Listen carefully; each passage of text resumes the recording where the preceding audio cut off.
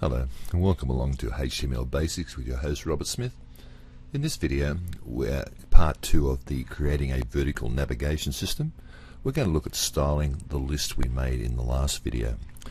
If we go back and look at the last video, we recreated this list over here like that, and there it is here on our page.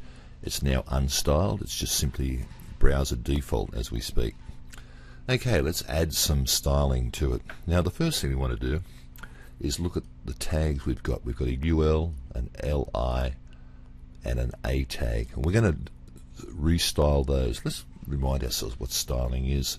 That's this index.css file, and that's what the style code looks like. Now that's what we've got already. We've already put that in, okay, and they're related to these little items over here. Now the purist amongst us will know that this is written in what's called longhand CSS. In other words, there are shorthand ways of doing this, but while we're learning, let's keep it as simple as we possibly can. So I'm going to get back to source code like that, and I might even go to design view so I can just see that. Okay, the first rule I want to write, or CSS rule I want to write, is the UL. So if I click on plus over here, I want a tag, and the tag I want is the UL tag, which is the parent tag. That's a term I'll use many times and explain in other videos what that means. The UL tag, make sure it says tag there.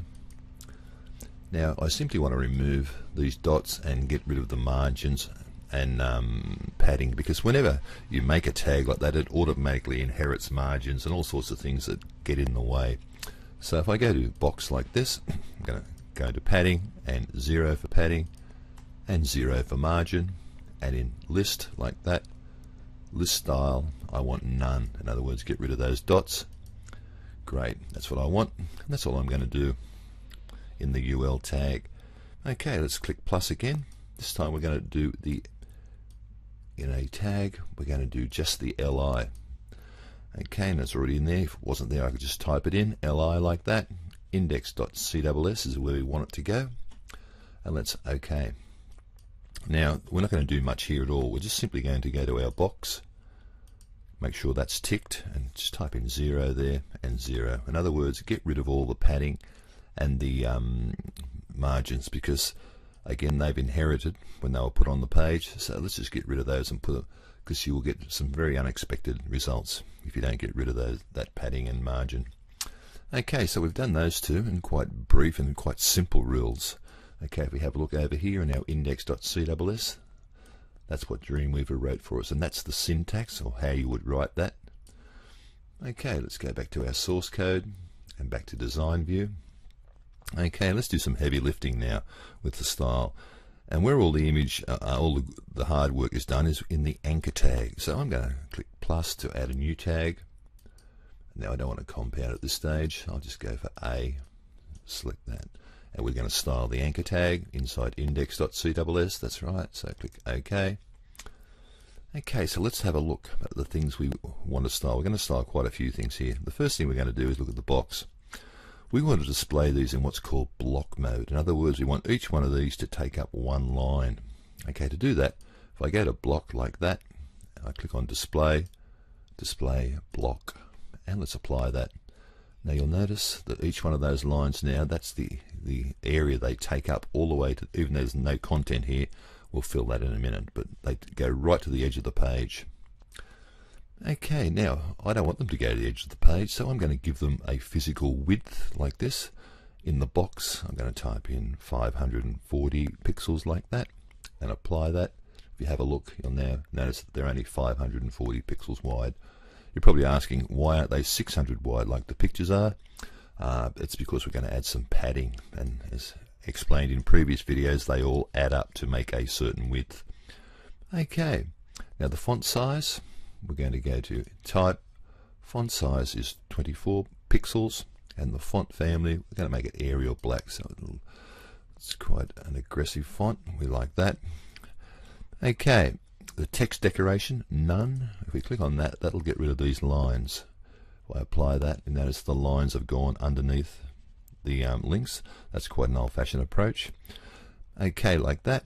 Now the background, so we can actually see the area we can click on. If I go to background, I can pick a color like this, but that's the color exactly what I want. 566 like that. If I click on that and apply, you'll now notice that the background takes up that whole area, so we can see an area to click.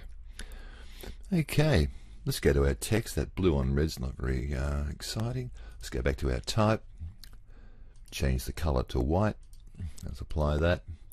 That's looking good. Let's put a line height of 40 pixels. Now, line height is your best friend. What line height does, as you can see, it centers the text vertically inside like that. And let's go to our box. As you can see, we're doing a lot of heavy lifting here in this one tag. Let's go to our box. Let's go to our padding and deselect same for all. We don't want that. We just want, in our left, we want 60 pixels. Let's apply that. And as you can see, what it's done, that padding's added to the width of the whole box, but put 60 pixels here like that. And I also know that I need a margin, a left margin of say 20 pixels like that. I'm going to apply that, and that just moved it up so it lines up here and lines up there quite nicely, and now it's exactly the right width that we want. There's only one more thing to do before we put the hover states on, or the rollover states. Right now these list items, they're right up against each other, and there's a number of ways of separating. You're probably thinking, and rightly so, we could use something called margin. For example, at the bottom we could say type in 5 pixels of margin and apply that, and you'll notice how now they've moved apart, and that's quite acceptable. But the problem is we may not want that color, the background color, coming through like we've got here. So a better way of doing it is to get rid of that bottom margin, just delete it, and go to something called border.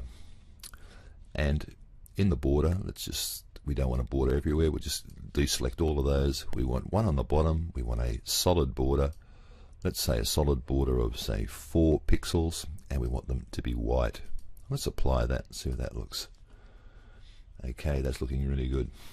Okay, let's apply that. Okay, and there we have our styled menu. Now we can continue doing that ad nauseum if we like, adding all sorts of things, and we will in upcoming videos, but right now I think that's looking pretty good.